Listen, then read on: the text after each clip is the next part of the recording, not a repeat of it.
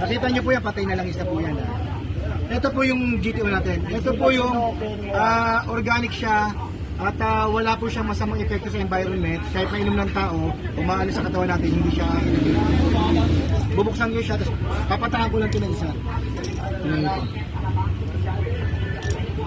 Plant-based oil siya, organic, wala siyang halong chemical. Papatahan ko lang po ng isa, tingnan niyo po. Yan na, isa lang po, yan na.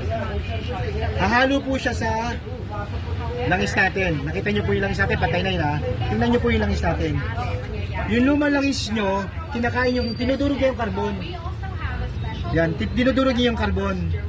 Tapos, first, subukan mong, tingnan mo yung lapot ng ano ngayon, yung ganda ng langis. Ganin mo, tingnan mo, kung gumanda siya o hindi gumanda. Mas madula siya. 5 to 10 times better dun sa original na binibili natin langis. And then yung makina nyo protektado. 3 beses ang heat resistant niya dun sa ordinary langis. Ibig sabihin hindi umiinit agad ang makina nyo. Tingnan nyo yung langis nyo. Tingnan nyo po. Ganin nyo po. Tapos hindi siya ganong mabaho sa kamay. May amoy lang, ano lang gas kasi may halo. Umahalo lang yung gas doon siguro sa gumagamit ito. Malinis yun. Ganyan po. Makikita nyo sa loob ng makina nyo, ganyan siya.